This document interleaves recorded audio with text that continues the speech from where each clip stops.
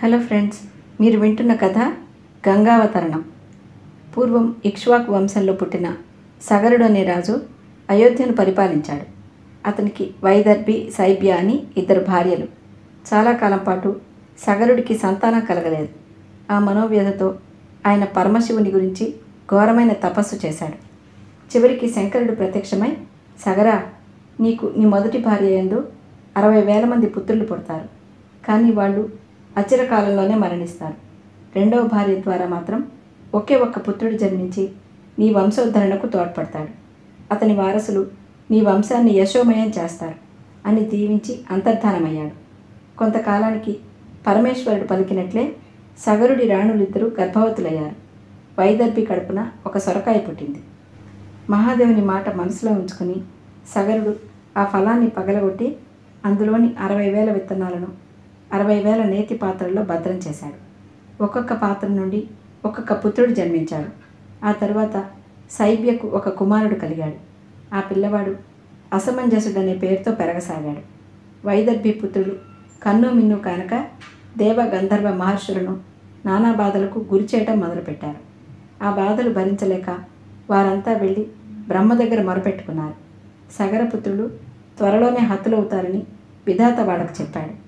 మరోవైపు యుక్త వయస్కుడైన అసమంజసుడు దుర్మార్గుడై పాపభీతి లేకుండా ప్రవర్తించసాగాడు. అందుకు కినిసిన మహారాజు అసమంజసునికి రాజ్య బహిష్కారం విధించాడు.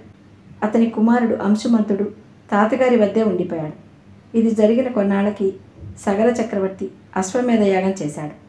యాగంలో వదిలిన అశ్వం దేశ దేశాలు తిరిగి చివరికి ఎక్కడో నీళ్లు లేని సముద్రంలో దాక్కుంది. దాన్ని అనుసరిస్తూ వెళ్ళిన సగరపుత్రులు మధ్యలో తోవ తప్పి గుర్రం కనిపించక బిక్కముఖాలు వేసుకుని ఇంటికి వెళ్ళారు. తురంగాన్ని తేకుండా ఇంటికి వస్తే ఊరుకునేది లేదు అని సగరుడు కొడుకుల్ని ఆజ్ఞాపించాడు. వాళ్ళు మళ్ళీ బయలుదేరి వెళ్ళి అన్ని చోట్ల గాలించి ఎక్కడా గుర్రం కనబడకపోయేసరికి చివరికి నీళ్లు లేని సముద్రాన్ని తవ్వటం ప్రారంభించారు. తవ్వగా వాళ్ళకి పాతాళం కనిపించింది.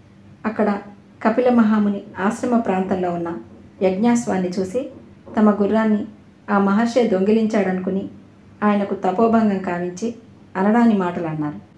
అందుకు కపిలముని కోపించి ఆ 60,000 మంది సగరపుత్రుల్ని ఒకే ఒక్క కంటి చూపుతో దహించి వేశాడు. సగరుడికి ఈ విషయం తెలిసి అమితంగా దుఃఖపడ్డాడు.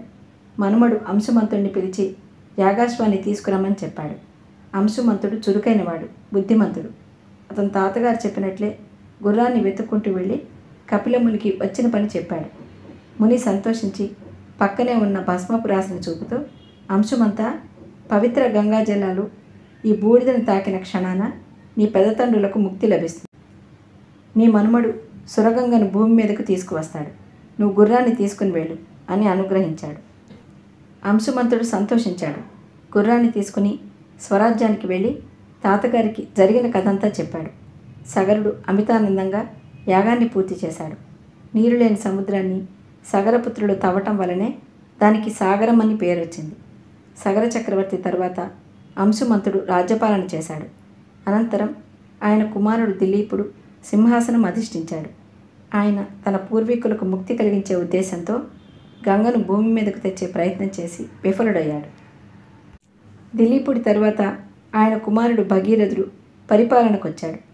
కపిలముని నేత్రాగ్నిలో భస్మమైపోయిన తన పూర్వీకులకు ఉత్తమగతులు కల్పించాలని దీక్ష వహించిన భగీరథుడు హిమాలయాలకు వెళ్ళి గంగను ప్రార్థిస్తూ అనేక వేల సంవత్సరాలు కఠోర తపస్సు చేశాడు. భగీరథుడి ధ్యాననిష్టకు గంగ మెచ్చి ఏం కావాలో కోరుకోమంది. కపిలుడి ఆశ్రమంలో వేలాది సంవత్సరాలుగా పడిన నా పూర్వీకులను నీ పవిత్ర జలాలతో పునీతులను చేయి తల్లి అంటూ అర్థించాడు భగీరథుడు.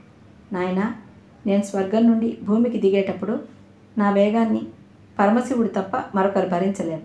కాబట్టి శివుడి అనుమతి పొందు అని ఉపాయం చెప్పింది గంగ. వెంటనే భగీరథుడు కైలాసాన్ని చేరి మహేశ్వరుణ్ణి అనేక విధాలుగా ప్రార్థించాడు. రుద్రుడు ప్రసన్నుడై, నేను సురగంగను నా శిరస్సును ధరిస్తాను, వెళ్ళి ఈ విషయం గంగతో చెప్పు అన్నాడు. భగీరథుడు గంగను ప్రార్థించాడు. ఆమె ప్రసన్నమైంది. అప్పుడు సకల ప్రాణకోటి దిగ్భ్రమతో నిలిచి చూడగా కోటి మెరుపు తీగల వెలుగుతో వేగంతో పరవళ్ళు తొక్కుతూ సుళ్ళు తిరుగుతూ నొరగలు కక్కుతూ జలరూపం దాల్చిన ప్రభంజనంలా గంగా భవాని దివి నుంచి దిగి వచ్చింది. ఒక్క ఉదుటున కిందకు దూకిన గంగను శివుడు తన జటాజూటంలో పట్టి నిలిపాడు. ఆ పైన భగీరథుడి ప్రార్థన మేరకు ఒక పాయను మాత్రం భూమి మీదకు వదిలాడు. నేలను తాకిన గంగ భగీరథుడిని చూసి, మహారాజా, నీ కోరిక మన్నించి వచ్చాను. నేను ఎటు వెళ్లాలో దారి చూపించు. ఎక్కడ నీ పెద్దలు భస్మీపటలమయ్యారో చెప్పు. ఆ భస్మపు రాశులపై ప్రవహిస్తాను అంది. కృతజ్ఞతలతో ప్రణమిల్లి ముందుకు సాగాడు భగీరథుడు. గంగ ఆయన రథాన్ని అనుసరిస్తూ కొన్ని లక్షల యోజనాల మేర నేలతల్లికి వంటసిరిని ప్రసాదిస్తూ పాతాళం చేరింది. అక్కడ మహర్షి ఆశ్రమ ప్రాంగణంలో పేర్కొని ఉన్న సగరపుత్రుల భస్మరాశుల మీదుగా ప్రవహించి వారికి ఉత్తమ గతులు ప్రసాదించింది. ఆ విధంగా భగీరథుడు భూమికి తెచ్చిన గంగ భాగీరథి అనే పేరుతో ప్రసిద్ధి చెందింది. ఫ్రెండ్స్, మీకు ఈ కథలు నచ్చినట్లయితే ఛానల్ను ఆదరించి సబ్స్క్రైబ్ చేయండి. బెల్ ఐకాన్ ప్రెస్ చేయండి. నోటిఫికేషన్స్ అన్నీ వెంటనే పొందొచ్చు. అలాగే వీడియోస్ లైక్ చేయండి, షేర్ చేయండి. Thank you.